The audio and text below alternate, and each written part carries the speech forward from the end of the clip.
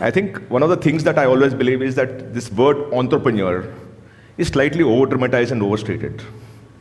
Someone who's possibly put up a thela outside your, college is still an entrepreneur because he's trying to create a job for himself and trying to ensure that there is a set of society which is protected around him and served around him. All of us entrepreneurs, in my opinion, are here to serve while trying to create value and valuations. But somewhere over the last decade, what I've noticed is that the issue of valuation has really overimposed itself in terms of the kind of values that we practice. Imagine a situation, for example, that you're coming to the college and you actually have a situation where there are a bunch of young boys beating up an old woman. They're beating up an old woman. Everyone had an option of stopping there, ensuring that the old woman is not abused. Many of you pass by. One person stops and ensures that abuse is stopped. And once he does that, a lot of other people also join in, the crowd gathers in, and the young boys go for a run. The person who stopped is an entrepreneur. The 100 people who passed by also had an opportunity of being an entrepreneur. It's just that they gave it a pass. All of you at some point in time have an option of trying to do something for yourself which serves the society while also trying to ensure that you also make a living out of it. But a lot of us give it a pass, whereas one person holds on to it. Everyone in their own right is an entrepreneur. People who are working within my company are also entrepreneurs for themselves. When you go and work somewhere else, also you are entrepreneurs. It's just that the designation is what might make a change, but if you try to create your own ownership around the work that you do, you are an entrepreneur. First remember that, because then you'll get away from this social that you come with saying that I'm an entrepreneur, I'm not an entrepreneur. It is not the case. Each of us are an entrepreneur. I'll take you to a larger thing now. Right? This is what Mr. Ratan Tata said. We generate wealth for others. We never had the desire to become the wealthiest company. We are happy to be the most trusted. Right? In 1991, when BSE started, the index was 1,000. Today, it's 81,000 plus. So the index has grown in 33 years, about 81 times. The market cap of 34 companies of Tata's was 8,800 crores those days, 1991. Today, it's 34 lakh crores. It's grown by 380 times or 390 times. In 33 years, it's grown 380, 390 times. If you'd invested at 10% CAGR, the 100 rupees would have been 2,800, which is 28 times. If you invest in stock market, the 1,000 has become 81,000, which is 81 times. And this man invested in companies to create valuation while dealing with values. He's grown 380 times. The next thing I'll take you through is this one. You see this image out here, right? This person is Kashi. It's in a village in Kanchipuram. This person was a bonded labor in a woodcutter factory for 5 long years. The person who went there is a Tahsildar, who goes there and ensures that this person is freed from the bonded labor. And this man with his frail hands is falling on the feet of the Tahsildar. 27 such workers were freed by this Tahsildar. Now tell me one thing. Isn't this Tahsildar an entrepreneur by herself? Because she's now going around searching for those places where she can free bonded labor from what they were doing or being abused and being violently abused in a certain sense. What I'm trying to tell all of you is that you don't need to be creating a company of yourself to be an entrepreneur. You actually can create a zone where she's a government employee, but she use the power that she has for societal transformation. All of us have that power. If you're a finance manager, you can ensure that there is transparency in the system that you create. So what this person has done is, she's used that power to ensure that the bonded labor around Kanchipuram is completely freed. Look at that gentleman. Would you not be happy to be that Tahsildar there? Take another one for a moment. A lot of people tell me, why be an entrepreneur? This is a question that was asked of me long back. After Outlook, I was the publisher of Outlook for 15 long years, and then at some point in time I stepped out, and I was thinking of what next to create. I wanted to be a social activist, because I believe social activism gives you the space to do what you want. A big leader who's now a cabinet minister, he told me, Mahesh, the issue with the world is that money is in bad hands. If you believe money is in bad hands, it is also more important for money to be in good hands. So if good people become wealthy people, the societal impact would be dramatic. Because the multiplier of Money being in good hands is 100x of what it is when it is in the other hands. And that is when I decided that, okay, I was working on the pathway of what next for me, and I became an entrepreneur. Now, the second question that comes to me is, but why education genre? At that point in time, now, whenever you try to create an entrepreneurship thing, you need to also ensure that it's viable, it's profitable, and it can grow. Anything that is based on donations would not survive, because if the donor stops, everything stops. So the issue that you need to deal with is, how do you create an enterprise which has societal impact, but still has a space for itself where it is viable, profitable, and can grow on its own? Which is what the question for me was. At that point in time, there used to be a service called Netcore, which was sending subscription services, where every day morning you would get a quote on your SMS. Now, news, entertainment, all these genres there, the biggest was religion, where every day morning you'll get a quote from Gita or from Bible. The second one was about education and careers and jobs. So suddenly I realized that, okay, here is a space where there is massive amount of interest and pull if you have to create that. Even at Outlook, when we were doing many things, we would do stories on Mayawati and Mulayam Singh Yadav and everything, but the best-selling issue always was the education issue. Because there was a need for it. Health, education, and religion sell the most. And you know why many of the politicians also use religion, by the way, in the same space, right? But the thing is, you actually have these three things having a greater pull. The people need that. But media, mainstream media, would always go for business, politics, and celebrities, because that gives them an ego boost. So I decided I'll jump onto the education space. And the thing for me is, why career risk? That's the question that comes back. So here is a story that I had long back. There was this old man who came to my office. He wanted to meet me because Outlook ranked one of the institutes as the best institute. And this man came in and said, sir, you said that it's the best institute with 100% placement. Here is my child. He's not placed. So it cannot be 100%. It can be 99%. Because my child here is not placed.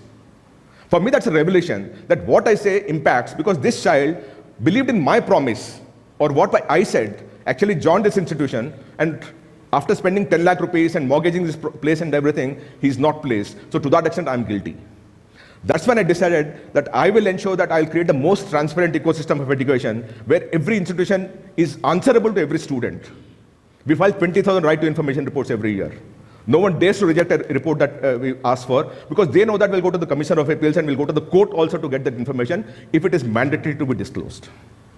So for us, the objective at this point in time is to ensure that all of you, your future is secure, because the information that comes back to you is transparent from authoritative sources, from regulatory sources, and that is mandatory. So which is where, the entire thing of being an entrepreneur, creating career history, and getting into the education space. I'll give you another thing. Here is a child who's reading under the street lamps, right? Can you drive valuation from a business? Or can you suddenly say, okay, this is a great business for me, opportunity for me, and can I create a business? Now, here is another business, right? Across the cities, if you go into the tribal areas, these are how children study. Dr. Manmohan Singh, when he was asked, why does he have glasses? He said, that's because I was reading under traffic lamps, under the kerosene lamp. Those days, people used to read under kerosene lamps. And they came up the best. Right? So for us, what does it mean at all? When we do information, when we do content, when we do any ranking, when we do any rating, it has to be the best so that the student is not hurt. For us, it's not about hurting an institution. I don't mind hurting an institution wrongly, but I would feel guilty if a student has made a choice based on my ranking and rating and joined a college and later comes out saying, sir, because of you, I got cheated. That is not a cross that I'll carry ever in my life. That's not a guilt that I can carry to my deathbed. And that becomes the DNA of the company. The DNA of the company is simple, that do what you can. But if you can tell your sister, your parent, anyone out there, saying that if you have a problem, just go to Career History, the data that is up there is the best data that you have. I've achieved my dream. And I tell my people also openly that this is how you must work. Now, at some point in time, this created a problem with the business model, because the business model, 70% of the revenue is advertising revenue. So the question that will come back is, okay, you say that you're dealing with the student, but your revenue is coming from the advertisers. So what did I do? I created a business model where my hands are tied in terms of data integrity.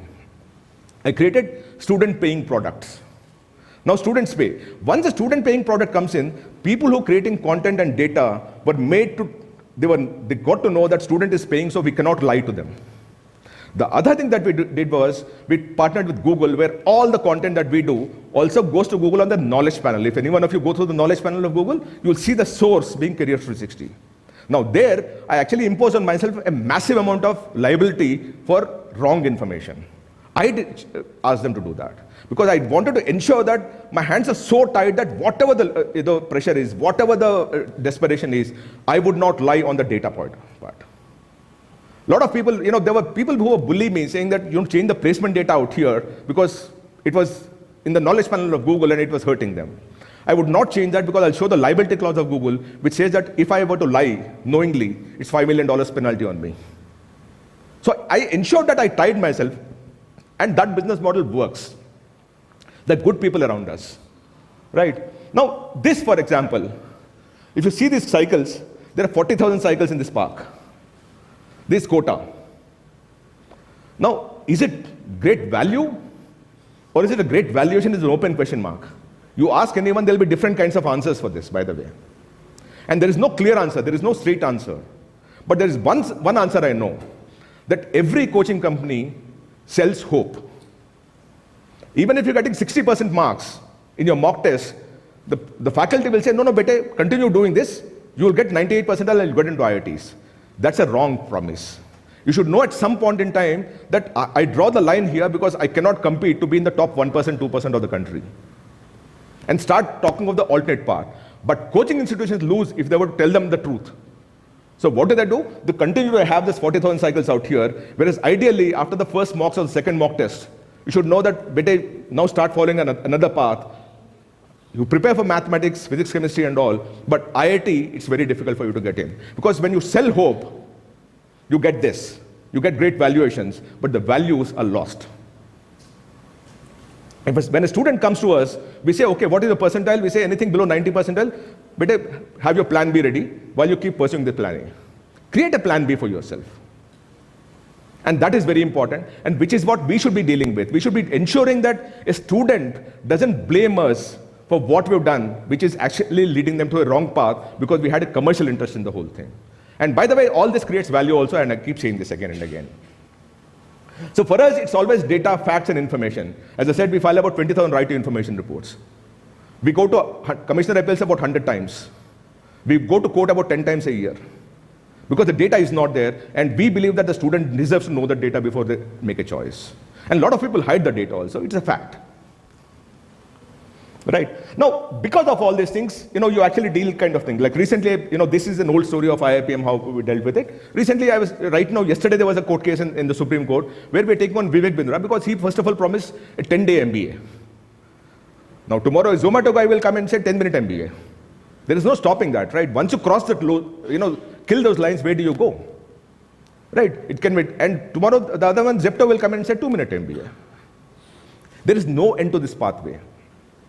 And two, in India, the most vulnerable are the first one who are, basically get sucked into these kind of things, because all these people that they bought, what they bought as a entrepreneurial course, which will make you earn at least 10 lakhs a month.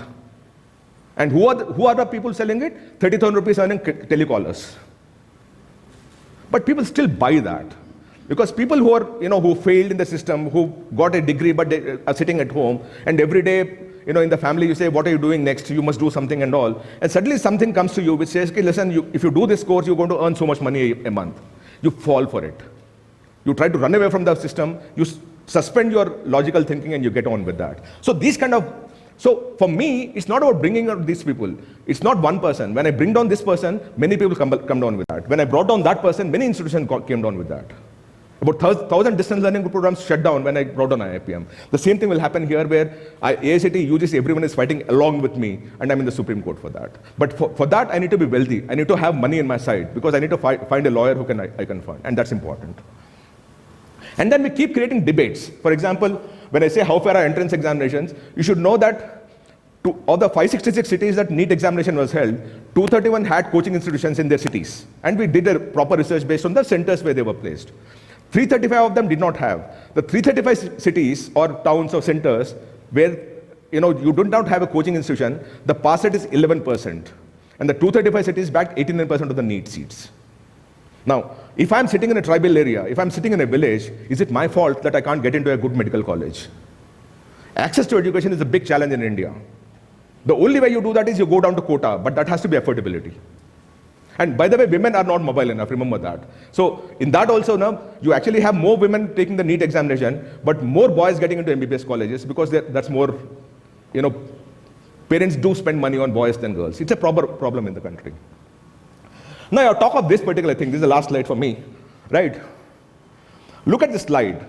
And this was something where I attended a court hearing in Allahabad, and I saw this. This is an old couple.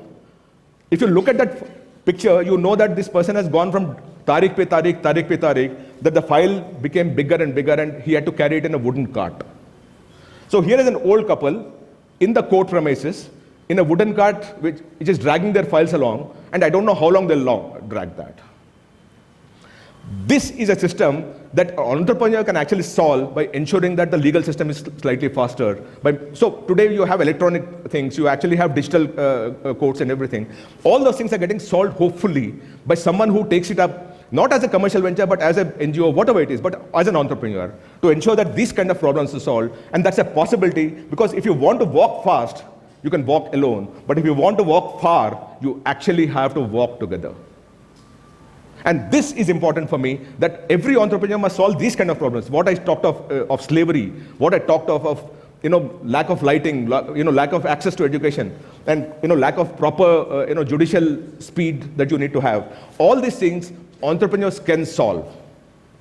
So there is value in what you're doing, and there is also possibly a great valuation in what you're doing, because as I told you, the big companies, the best valued companies have, like Amul, the last example that I'll give you, it's got 18-member unions, 30 million liters of milk they procure every day, 3.6 million farmers who contribute milk to the whole thing, and the total value is 80,000 crores top line, Amul.